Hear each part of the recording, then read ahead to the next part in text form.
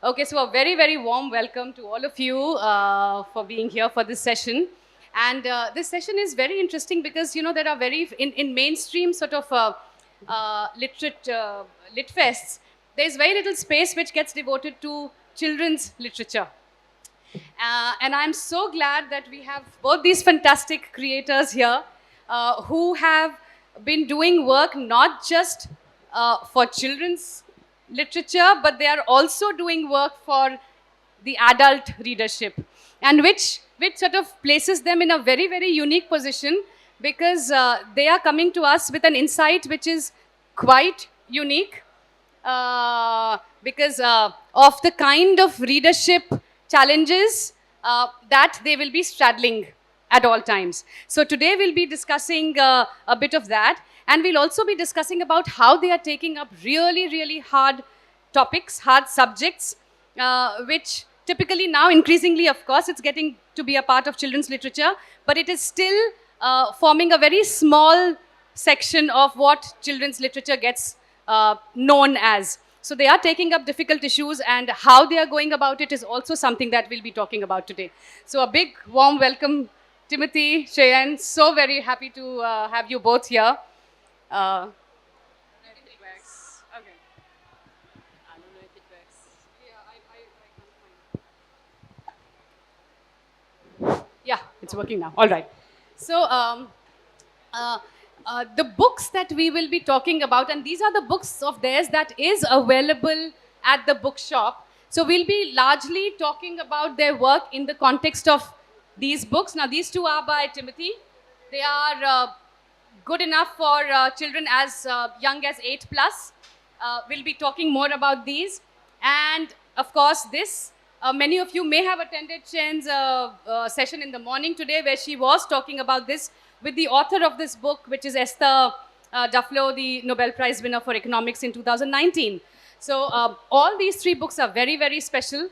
So let me open this up to both of you, and both of you can respond to this. You are writing, you are creating, illustrating, and you write for children across ages and the older readership, which is the adult readership, right?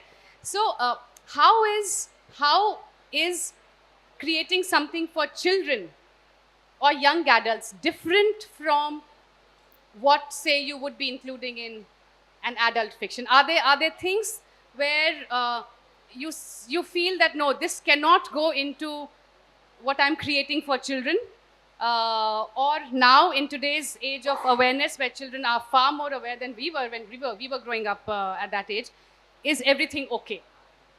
So, Timothy, would you start? I think children live in complexity, in our complex world. So they're very familiar with complexity.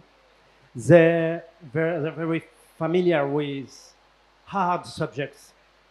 They were born in this world. And so we can tell any story for them, really, for me.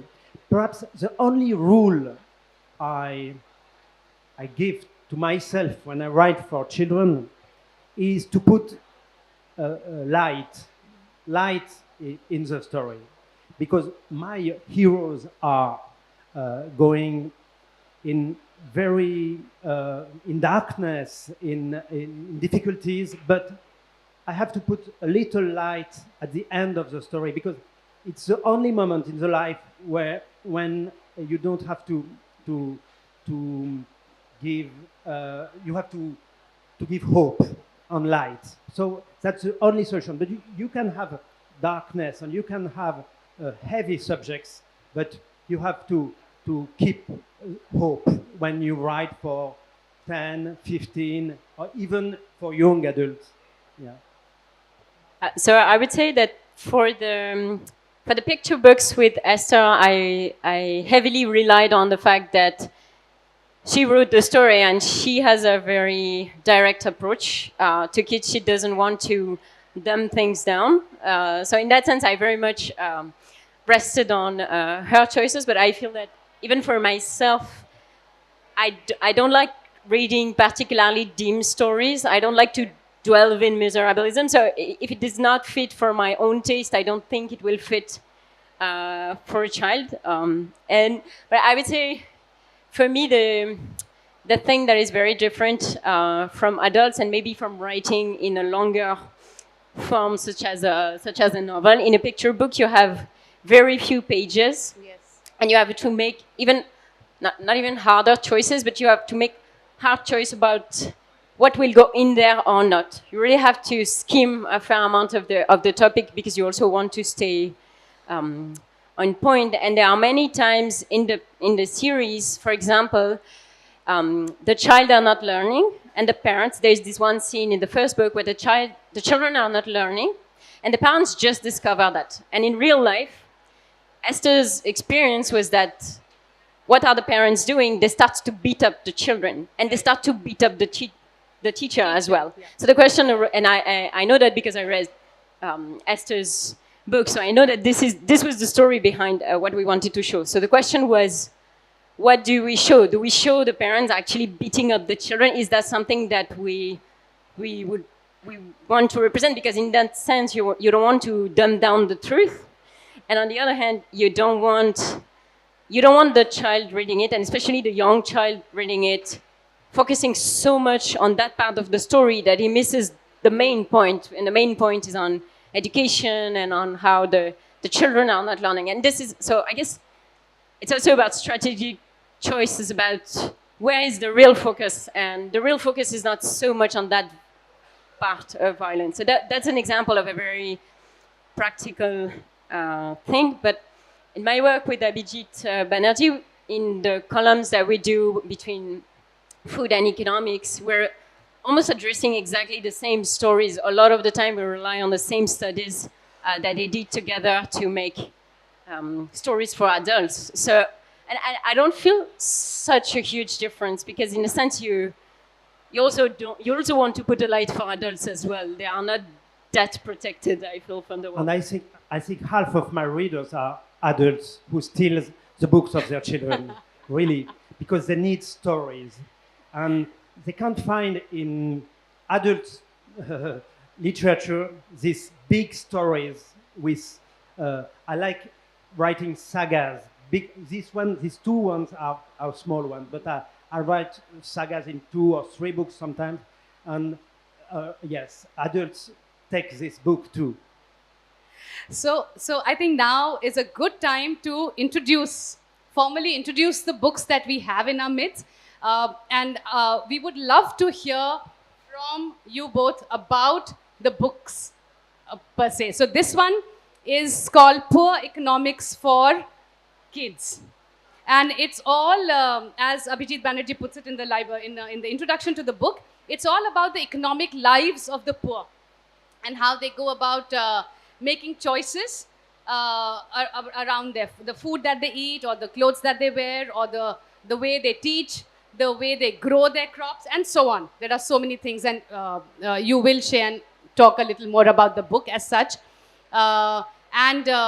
Timothy's, the 2 books that we have here, Saving Celeste, it's one of the most beautiful books I have read around this whole thing of what all we are doing to our planet. And there's light, there's literally light in such a grim sort of background that he's talked about. There is light almost at the end of every single paragraph that is there. And what I love most about it is the huge, the entire imagery of glass and metals, and it's a very, very dystopic visual world that you have created. So please do talk a little about that. And this one is again a beauty of a book. I mean, if you all can pick up one book which is going to just fill your day with a little song in your heart, let it be this book. It's such a beautifully written, felt, executed book, and the illustrations are gorgeous inside as well. Okay, so please do talk about both these books. And I do find that the 2 books are very different in their treatment. They are both talking about hope in the middle of all that hopelessness and loneliness and what we are doing with the world around us. And yet, they are completely different in how they've been, the subject has been brought together. So, Timothy, would you like to say a little about both Yes, these? I think Saving Celeste is really unique in what I write because the message I want to give is very simple and it's very. When I write, I never want to convey ideas or it's not my subject. I want to write a story and all what I am is in what I write. So there is my philosophy, my own life, my own problem, and the problem of the world around me. But this one is really like a parable, something really simple. It's in one sentence, and it's the story of a young girl who is touched, who is hurt in her body by everything which is happening to the planet. When there's something on the North Pole or around our big cities, pollution, it's on her own body. So she has the illness of the planet. And a young boy who is in love with her understands suddenly that to save this girl, he has to save the planet. And so the story is very, very minimalist. It's if the planet was a person, wouldn't we would like to save her. And the planet is, I don't know how many billions of people, and we don't save the planet. So it's this story, and yes, it's this topic, but it's a sunny dystopy because I hope there is hope in this story. There's a very beautiful sentence that he has, because you just mentioned it, and I happen to have this open here. He says, "The planet, if it was a person, we'd do everything we could do to save it." And that is the crux of the book, actually. That's what he set out to do in a book like this. What about... This one, it's like an exercise for me because it's writing a Christmas story, you know, traditional, but I wanted to put it in our world with the problem of our world, and it's a story of a swallow who is going through Africa and Europe, but just before winter. It's not the good time to go to the north, but it's going to the north. And when you write, you have the right to do a miracle. That's the marvelous right when you write stories. So it's a story of a miracle. This swallow has to save someone going to the north. And there is something about people who had to leave their country. There is something about loneliness, and it's yes, it's a story very important for me because it's talking about today. And I always, in all my books, I have other books who are not here because the bookshop couldn't have it. This one, for example, Toby Alone, who is in a big tree, a saga in 2 books. So it doesn't matter. It's very resistant. And this one, Alma, which is about the 18th century, about slavery and all the Atlantic of the 18th century. These 2 books are, I'm happy that they are here. So, would these books be available, Alma and... They are available in English, but not in the bookshop. Okay.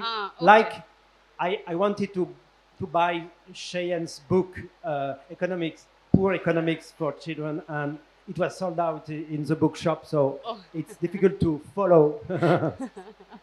Yeah, Cheyenne, you tell me about.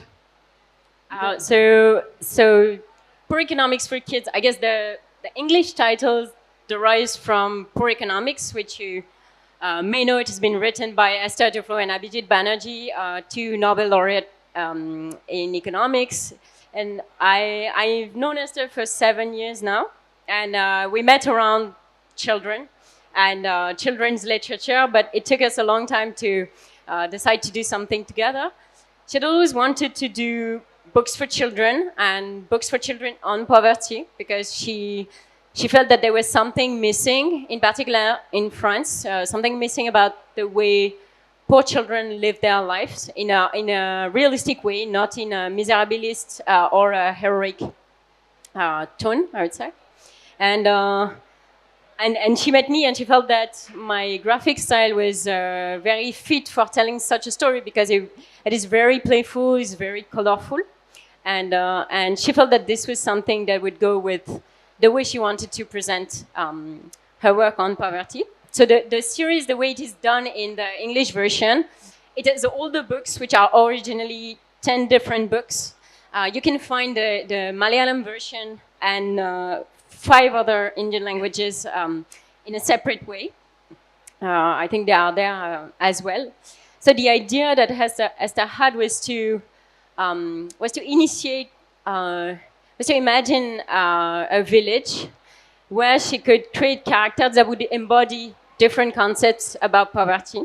So the way the books are organized is that each book focuses on one character, a child. So we start with the first character of Nilu, then we go to her best friend, then we go to her cousin, then we go to other friends and children in her class. And each of them encounters a specific problems around different topics that Esther and her laboratory, JPAL, has been working on. So, such as education, health, migration, environment, entrepreneurship. So each book is about one topic, and the village tries to collectively, not obviously solve all the problem because that's not how she thinks about it, rather than to try to find something practical to start with. So the books in India, or at least the English version, is for older kids than what we thought in the first place.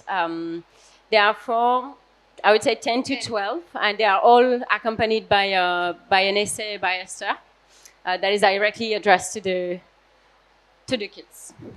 Perfect. So let me just do a follow-up question to what you were saying. You said that Esther wanted it to have a very playful look in the book. That could also be maybe taken the other way around if you're talking of something which is very, very, we are talking of difficult things that the lives in the villagers are facing on a daily basis. And these are crises that happen. There's a way of living that many of us are not even familiar with. There are challenges that they are facing on a daily basis and so on.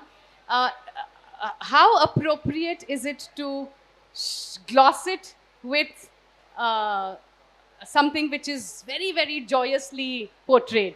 Yes, you could definitely think that it's almost like painting poverty with a bright and vivid color and saying it doesn't exist, it's not that hard, it's not. But on the other hand, you could also, she wanted to address the books first for French kids who don't encounter the kind of poverty she's studying, but also, and I guess now it is. It can also end up in the hands of poor children themselves. And what she did not want was for them to feel that their own life was poor. Okay. And I think if you think of presenting poverty to rich kids, then you can very quickly delve into miserabilism, saying it is every single day is harsh. And we've had questions from children who say, why are your characters smiling? Why do they have houses? Because most of the poverty they encounter in France is homelessness. They can't really think of being poor and still having a house, no matter how well built or the house is. Or they even ask, aren't they all dirty? So these are the kind of questions that that's some way of representing them reinforced. If you keep representing the poor as being dirty, as being sad throughout, then the kids can very quickly end up thinking that this is their state of being, and that they are poor by birth By almost. birth, That they are not also people in the first place. So that's something that she wanted to emphasize very much. Okay, thank you. You do mention that the French children were seeing it in a slightly different way, the book. So what were the responses that you got when you took these books to the French children? In terms of, are they able to understand the concept of poverty that you are presenting through a book like this? I think yes. I think what matters there is mostly the age. I've been doing different workshops with various ages. I presented those books with middle school children who are very who really got the story, who also read by themselves their essays. And there they had discussed poverty with their professors or with their parents. So that's something they picked. With much younger children, say 5, 6, they pick up the story first. The fact that the characters are sometimes angry at each other, that they have lost something, and I think we thought of the series as being that rich. In a sense, there are many different levels that you can pick. Many adults come to us and say, I learned so much thanks to that, because as an adult, I can't read poor economics, which is a popularization, but it still requires a fair amount of knowledge. So they go to poor economics for kids to get the knowledge. And we also wanted very young kids to just say, this is a story with characters that I appreciate, and I want to know what happens to them. And I think that's something, if you don't want to go by the theme and say, this is a book about poverty, you should be sensitive to poverty, and so you should read it to learn things. It's mostly about the story, how coherent it is, how much you relate to the characters in the first place. Yeah, so something that you said and something that Timothy said right at the beginning, I think very strongly resonates with me, because there is so much that as an adult I've been able to pick up from these books, and which is by and large the beauty of a book for children, because I feel any of the books that gets written for children by definition is actually age agnostic. Even though we try and categorize them into that little children's literature mold, there is so much that can be picked up from what goes into each of these books. And I would encourage most of you sitting here, all of you sitting here, to at least give it a try. Because there's a beautiful world of children's literature that adults sort of usually try and keep away from because they feel it is not for them. But it is a beautiful world. And it's an ever-growing world, and an ever-expanding world where more and more things are coming into its fold. So yes, and books for children are the only books who are shared by generations. The only books. So it could have another name. It's not book for children, it's books for everybody. And I know when there is a technical subject, I always take for me the children versions. For example, this one, the book by Esther is not sold out, but I didn't buy it because I'm sure it's too complicated for me. But this one is, yes. This is as it says, the economics of the lives of the poor. It's broken down into such a simple way, in a very, very non-judgmental way. And I think that, again, is a very special thing about this book, because usually we may tend to, as adults, we may tend to say, oh yes, they are poor because they don't have it in them to come out of poverty. Okay, but here is a book that's actually telling us that they are poor because maybe they have not even been exposed to the kind of choices that can pull them out of poverty. So it's a very interesting book which can work across all age groups. And similarly, I mean, even for all both these books of Timothy's that I read. Timothy, you said the Toby books. I believe there are 3 books in this series. Yeah, and counting maybe. Two books and 3 for Alma. And yeah, three for Alma. So the world of Toby's world and Celeste's world are talking about more or less the same thing. Are they talking about environmental? Yes. Yes. But the treatment I'm sure is very different. Yes. So how do you go about that? Yes, Same topic but different. To Be Alone was my first book because I was writing plays before, plays for theater. And it was my first novel. And it's very different because all the story is in a tree with a little humanity, 1.5 millimeters, living in a big tree.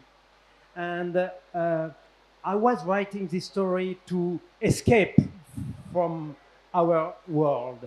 I didn't want to talk about our world. I wanted to go in an imaginary world. But when I was in this big green ball, which is the tree, I couldn't. It was so close to our world. There was the same questions for the low branches and the branches near the sky, the difference of poverty, different of ways of life, all this fragility of this tree. It was our fragility. So it was a surprise for me that it became like metaphoric of our world. So it's very different because Celeste, I had the morality of the story in head at the beginning, like in poems by Jean de La Fontaine, when, for example, there is one which is la raison du plus fort est toujours la meilleure. So the reason of the strong people is always the best. Is always the best. And the morality is at the beginning of the poem. And then it's the same for Celeste. But this one, it was different for this. But it's the same writer, same author, so same questions, Yes. same, same important subjects I have to tell. So in Saving Celeste, the visual imagery itself, through the words that he has created of a city, which is, or of a neighborhood, which is so consumed in its, he's talking about buildings which are 300 plus floors tall, and there are car parks which go up to 300 odd numbers, each stacked one on the other, and all kinds of it. It's all, when you're reading it, you can feel the metallic thing hitting you very hard, just the glass and the metal and what we have made of the world. And that contrasts very beautifully with where Celeste and this boy, they run off to, which is the forest and everything.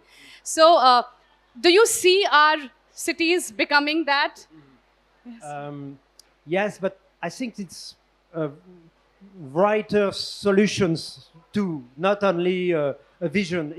I have only 100 pages. I wanted a short story, so I have to make very simple symbols in this city. So there is the glass district, and there is, so it's my yes, it's a way to tell the story in a few pages, but I think we can't write for children without being optimistic. So it's I'm shouting to change the world when I write, but I have this hope really. So I think we can. Even if my room in my hotel in Calicut is at the 14th floor, which is very high, but I think we can avoid this world. I'm really sure. And when you write for young people, you have to be sure we will change, or perhaps they will change our world. I always think that if one day I have to write a science fiction a dystopic world, I will place it specifically in Gurgaon. I have a memory of the skyscraper in Gurgaon being out of a science fiction. I can very well imagine it to be like that. Yes, and in fact, you mentioned the smog, and when I was reading, I thought maybe the moment you would have landed in Delhi or Bombay, I don't know where you landed. The smog is the first thing that hits you. Yes? Okay. Let's move on to something which is not all that easy to respond to, but let's try. You have written about slavery, the American Indian, the black slave. That's the book called Alma. It's in a it's a 3 series book so far. Um, and you have obviously been illustrating about children who are not from your culture, oblique background, oblique the way you've been brought up or lived your lives. Uh, do you think, and there is this whole debate in this whole in the children's literature circle at the moment, which talks about own voices. Okay, and when we are not doing own voices, so if I am not someone who has experienced it in as a first-hand thing, that particular life, am I in a good position, ethically in a place to talk about something which is not really mine? Okay, so and that's cultural appropriation. So do you think such a thing has come in? I think Alma, there was some controversy around it with Walker Books or something. So do tell us your views on that, and then you as well. I wait. Yes, Yeah, I answer let's first. go. I think it's Uh, a f- very sorry. important question, and I think the answer which is given is not always good. About Alma, it was really a question I have in my head every day when I wrote this book. So it's about slavery and slave trade in the 18th century. And I can see when I make my researches during 10 years about this subject, I can see that all the history and all the documents I have, all was white documents. So I always have in my head the question, do I put another white version of this history when I write this? So I had the idea of this story when I was 13 because I was living in Ivory Coast for a few years with my family. And so I discovered the places where slavery was at the beginning of this big travel and big crime of slavery during 3 or 4 centuries around Atlantic. So I had this idea, but during 35 years, I didn't write the book because I had this problem. So it's a great question because we need this memory to be told by people who are Afro-descendants, which are their heritage to this history. But one day I had to tell it because I couldn't find the book I wanted to write. I had to tell it, and I had to work a lot to be precise. The most important thing in our book, in Cheyenne books, I think, and in my book, is not to explain it's to describe. First, to describe. And my book describe. There is many characters from my imagination, but I have to describe this mechanic, this terrible mechanic of. So when I see I think there are many thousands or hundreds of thousands readers now of Alma in France, and I can't say that it's not useful to take them during 1,500 pages in this big story with an African heroine, and I'm sure it can be useful. It can be useful because I think it's the only book in France in the 50 last years who is with this type of heroine, of which is in the like a bestseller in France. So it's for children. So it's my fragile answer at this question. Yeah. Oh, that's interesting. That's interesting. It's interesting to know that in France, till the time you wrote this book, there wasn't another book like this on slavery and There are slave only trading. documents, Wow. and a few small books to live the life of a slave. Slaves, Yes. yes. Yeah, for children. Yes, Cheyenne. you- So I guess I can pick up that point, and I have other point as well in this topic, which is, for example, in poor economics for kids.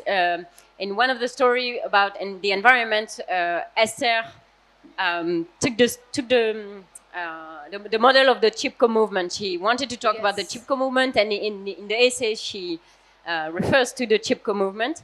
And then after that, I did some research, and there is no book in France that talks about the Chipko movement. So I was not there. I'm not a descendant of someone who was there, of someone who maybe would have infinitely more right to talk about this movement than I do. But I think if you start to dig there, it's fractal, because you can be from the exact state where it happened, but you can be maybe a Brahmin and talking about it, and then you can be asked about why would you write, what is your legitimacy to write about that. I think at some point it fills up something that otherwise would just not be spoken of. Then you can hope that maybe in a few years or so the diversity in children's literature is such that every single topic not only has someone writing about it, but also writing or illustrated about it with the perspective, with a variety of perspectives. So I guess that there is an aspect in which this is also collective. If we keep channeling certain authors, certain topic, we obviously miss the diversity of it. I think in another sense, Esther, you will see that the books are not located somewhere in particular, and this was one of Esther's first requests, because her work is actually a network of people working all around the world at a very local stage. So it is infused with the experience of people working very, very, very closely with poor people. And she didn't want to do a book, say, for example, that would be set in India, because too often in children's picture book about poverty, in particular in France, poverty is associated with a certain country, with a certain culture. And that was an association that she didn't want to make, because otherwise you can very much grow up in France and read books about poor children in Africa in general, not located, or in India, and you can grow up thinking that everyone in India is poor. So that was something that she also didn't want. So I guess that gave me also a certain distance, because precisely it was not to, the point was not to be culturally specific. And the last point I would like to add is also that in some sense there are many more people who are closer to the subject or more legitimate, but in a sense writing or illustrating is also a job, which you learn, and there are some techniques that you learn, and it's something where you're a specialist. You're not specialist by your birth or by your closeness to the project. You're just a specialist of telling a story, telling a good story, or illustrating it well, and that is half of the attraction of a book. And you may have someone who inherited a particular story or who knows it very well, but who doesn't know how to write well. And in that sense, you don't want to make the compromise, I guess. So in that sense, the huge, say, backlash against people from one culture writing about the other, so-called other, comes with its very, very strong set of limitations then. And therefore, in a way, we do end up limiting the scope of what children's literature can do. If we are constantly saying, you can't write this, you are not equipped to write this, you cannot be doing this is not your story, and so on. I think in a sense it goes against also what we are asking the children to do. What we are asking them is to place themselves in the, not in the skin, but to try to understand what someone else could feel. be filled So in, yeah. if we can't do it ourselves, I think it's a... Yeah. Okay, lovely. So we've had this little discussion so far. Now it's time for us to open it to you all. Anything that, any comments, questions? Yes, please. The mic. We'll do with two here. It just, in addition to what Cheyenne said about poverty and joy, you said the playful illustrations. So I'm from Pratham Books, and we brought these books into several Indian languages. So what I would like to share our experience. So in illustrations, when the illustrations are good, children enjoy it.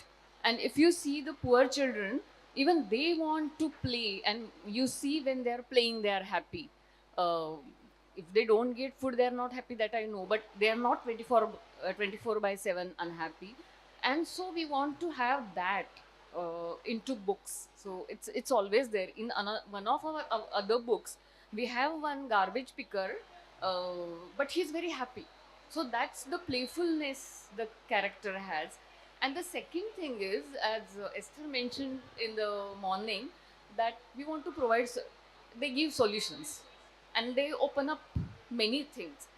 And when you are providing solutions, they give a little agency to a child. If you could, go through the stories and pictures, children find something. They get solutions. So I think that is the core of this, and that's why the illustrations are appreciated. They are enjoyed by children as well as adults. So, and it gives different perspective, as both of them have already shared. Thank you. Thank you. Thank you so much. I think that was our urge from the beginning, was to make characters that were complex and interesting in themselves, and that then the kids would be drawn to those characters and then be interested about what happens to them and the poverty they encounter. But first of all, a universe that is pleasant to go back to, because kids read and reread again and again and again the books, and if they don't find the universe that the books present enjoyable to enter, then they'll just drop it. So And I think each reader take like a part of the story, and they can choose which parts they want. Sometimes, perhaps there is a reader of poor economics for kids who just want to laugh, who just want to see the characters, and so and another one. And sometimes there are many readings, because that's the particularity of young readers. They read and reread many times. All my favorite books in my children, I have read that 100 times, I think. So it's like something, it's inside. We are changed by the book we read when we are 10 or 15. And the one thing that you mentioned, ma'am, which we missed mentioning in our conversation otherwise, was the fact that you brought up about children having the agency, which is the most critical part of any book for children, which is what makes it so appealing to a child. Because at the heart of any book, any kind of problem, it is the child themselves who steps up and takes on the challenge and then looks through the solutions. There are times when they do it with the help of an adult. There are times when they do it on their own. But thank you for bringing that up, because it is a very, very important and critical part of children's literature. And your books are talking about that. Your books are in any case talking about that. Thank you. Any other question?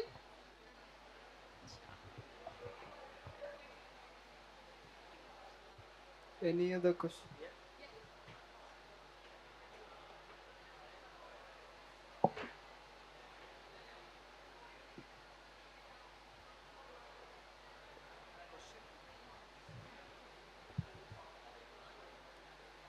Hi, as someone, I still read children's fiction, even though I'm an adult. So that is something I could relate. It's not meant for just kids. And I would like to share an anecdote. Like when I was a kid, my mom used to, scold me for not wearing shoes. And at one point, I showed her a homeless boy, and I was like, he's not wearing shoes. Why should I? And that's just at that point when my mom was at a loss for words. She didn't know what to say.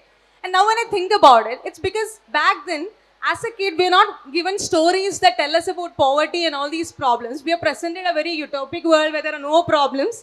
So I think that is why we need books like Alma and, I think that's, maybe we can avoid situations like this, Children are more aware about the society, what is happening around, and present it to them in a way that they can process it. Anyway, was a very enlightening session, and I've been looking forward to this. Thank you so much. Thank you very much. I don't know. I think this raises something that you had a question about that, but we didn't get about the research that goes behind the book. This series of picture book is actually the topic of my PhD right now, where I try to articulate how we work together on making picture books about poverty for young children.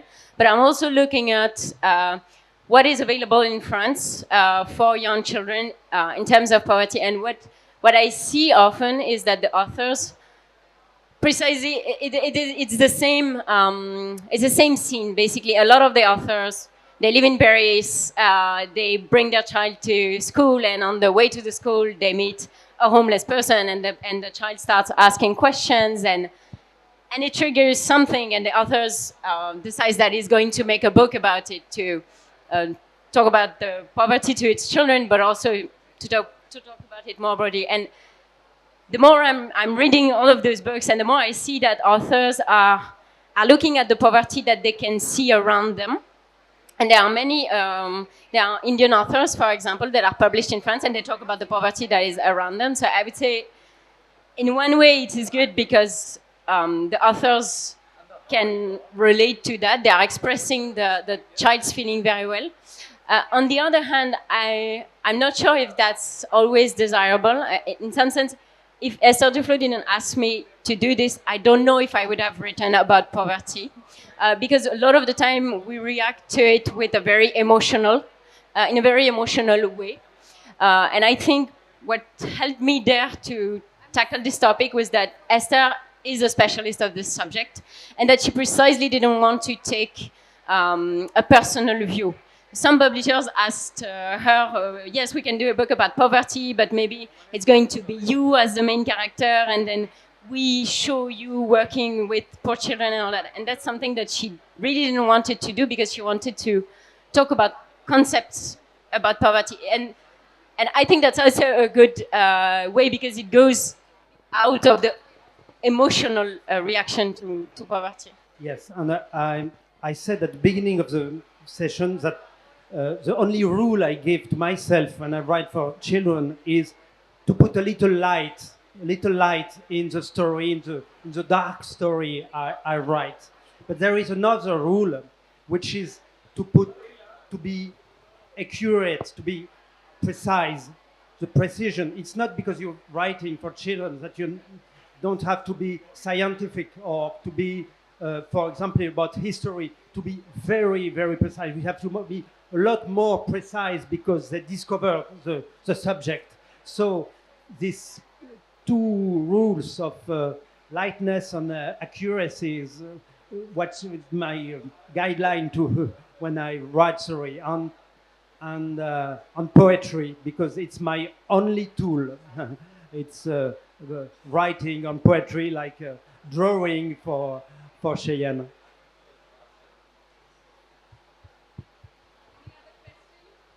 Any other questions? Not a question on the book, ma'am. You said about you're doing some workshops in India. Can you elaborate a bit more on those?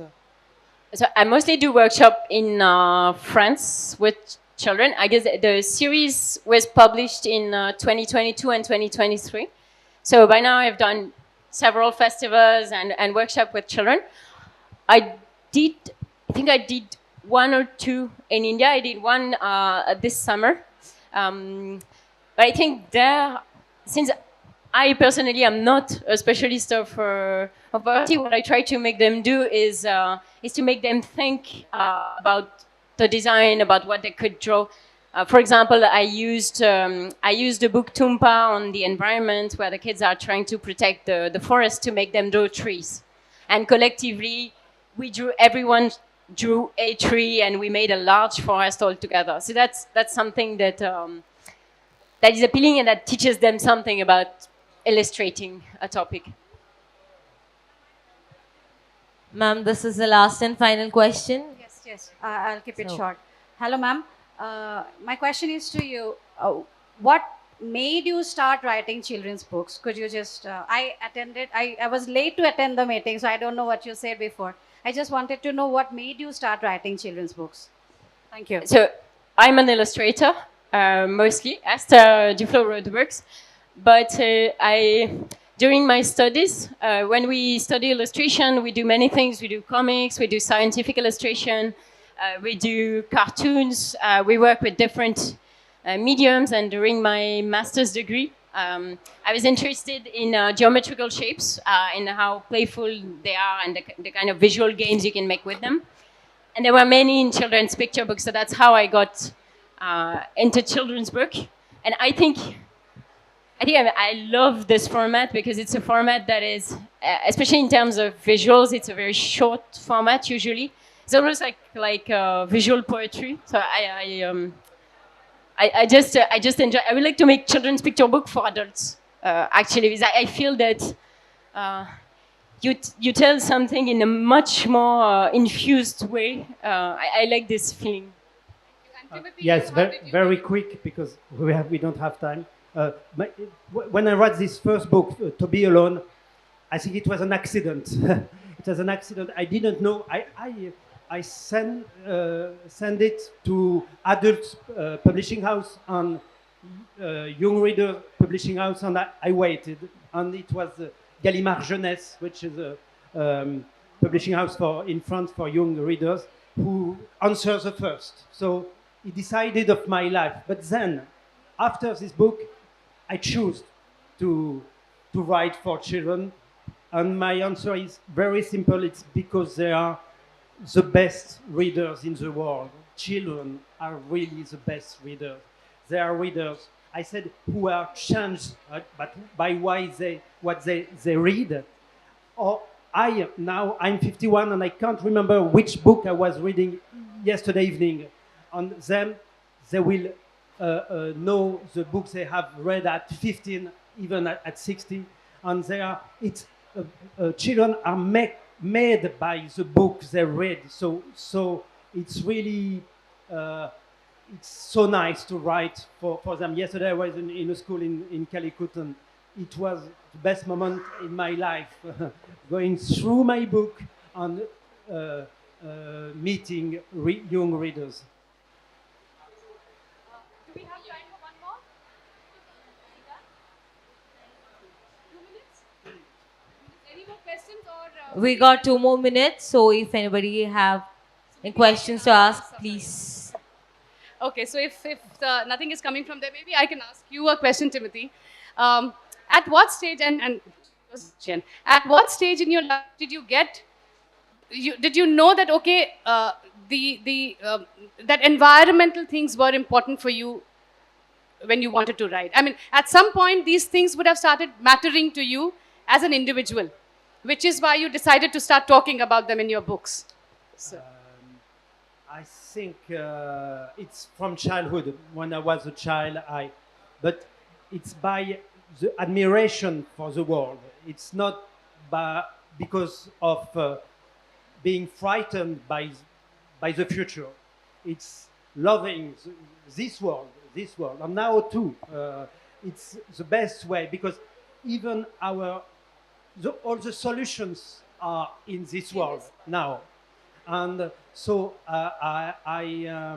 yes, it was for a long, long time. When I can remember a party when I was 5, where I had to take something from nature, like offering it to the community, and everybody came with flowers or with beautiful thing, and I came with a dead fly, and I put it on the table, and it was marvelous for me. It was beautiful. This dead fly was beautiful.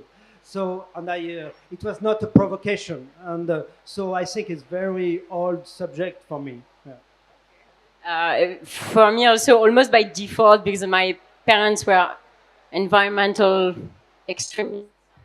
That's why I'm vegetarian.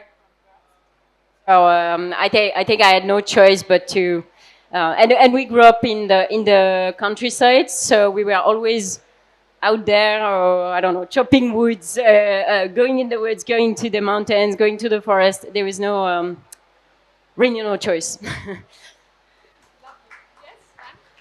Thank you so much, ma'am. Thank you so much, all of you, people who joined in later, people who've been sitting here right from the beginning. I think we've had a wonderful discussion. And thank you for all your inputs and insights. Thank you. Thank you.